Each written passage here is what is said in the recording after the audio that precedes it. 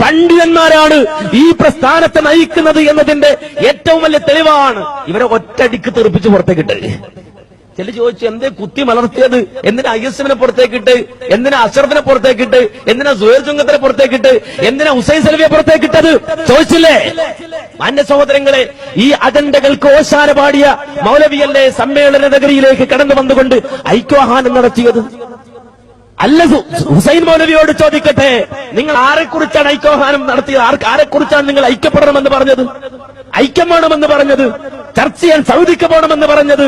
അബ്ദുൽ ഹക്ക് സുല്ലമിയുടെ ചാരത്ത് അദ്ദേഹത്തിന്റെ അറിവോടെ സുഹൈർ ചുങ്കത്തറയുടെ അധ്യക്ഷതയിൽ പുതിയ സംഘടനയുണ്ടാക്കി, പുതിയ നേതൃത്വമുണ്ടാക്കി, മുജാഹിദ് പ്രസ്ഥാനത്തിന്റെ ഉള്ളിൽ നിന്നുകൊണ്ട് ഈ പ്രസ്ഥാനത്തെ തകർക്കുവാനുള്ള അജണ്ടകൾ നെയ്തിട്ട് അത് കൽബിൽ ഒളിപ്പിച്ചുകൊണ്ടല്ലേ മുജാഹിദുകളുടെ വേദിയിലേക്ക് കടന്നു വന്നിട്ട് ഹുസൈൻ മൗലവി നിങ്ങൾ കാവിട്യം പ്രസംഗിച്ചത്?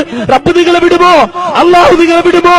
ആകാശഭൂമികളെ സൃഷ്ടിച്ച് പരിപാലിക്കുന്ന റബ്ബ് അവൻ കാണുന്നില്ലേ? കിട്ടിയില്ലേ കണക്കിന്? അല്ല തന്നില്ലേ നിങ്ങൾക്ക്? പടച്ചിറപ്പ് തന്നില്ലേ? അപമാനത്തിന്റെ ആഴം നിങ്ങൾ അനുഭവിച്ചില്ലേ കേരളത്തിന്റെ മണ്ണിൽ? അല്ലേ കരന്തേ?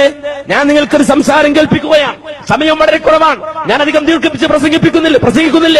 എനിക്ക് ശേഷം പ്രഭാഷണങ്ങളുണ്ട്, അതുകൊണ്ട് ഞാൻ സുദീർഘമായി പ്രസംഗിക്കുന്നില്ല. കേട്ടോളൂ മുജാഹിദുകളെ, നിങ്ങൾക്ക് കേൾക്കാം, സന്തോഷത്തോടെ കേൾക്കാം, അഭിമാനത്തോടെ കേൾക്കാം. അല്ലാഹു സുബ്ഹാനഹു വ തആല ഇടപെട്ടു. കേൾക്കേണ്ടി വന്നു നിങ്ങൾ അപമാനം. കേട്ടോളൂ. നാടായ നാടൊക്കെ പോസ്റ്റർ, കമാനം ഒക്കെ പാടെ, സ്റ്റേജിന് 40,000, മൈക്കക്ക് 75,000. പിന്നെ അദ്ദേഹത്തിന് വരാൻ അതിന് നമ്മുടെ നാട്ടിലെ ആളുകൾ സ്പോൺസർ ചെയ്യും. അവിടെ തന്നെ ആളുകൾ ഉള്ളതുകൊണ്ട് 50,000 രൂപ അവർ സ്പോൺസർ ചെയ്യും. അപ്പൊ അതങ്ങനെ മൊത്തത്തിൽ ചെലവ്, കസാരക്ക്, ജനറേറ്റർ ഒക്കെ പാടെ കൂട്ടുമ്പോൾ 3.5 ലക്ഷം 4 ലക്ഷം. എത്ര നേരത്തെ പരിപാടിയാ? 3 മണിക്കൂർ നേരത്തെ പരിപാടി.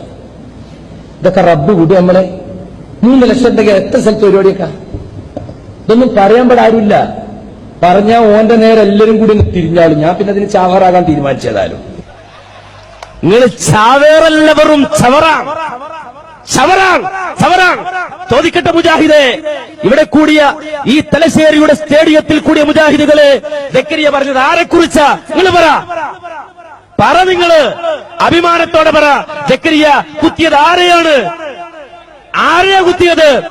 ആരെയാ കുത്തിമലർത്തിയത്? ആരെയാണ് കുത്തിമലർത്തിയത്?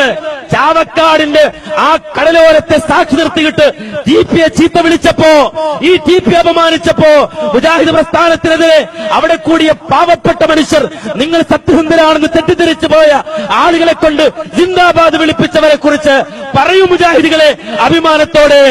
ആരെയാണ് സക്കരിയ കുത്തിമലർത്തിയത്? ആരെയാണ്? പറ നിങ്ങൾ സന്തോഷത്തോടെ.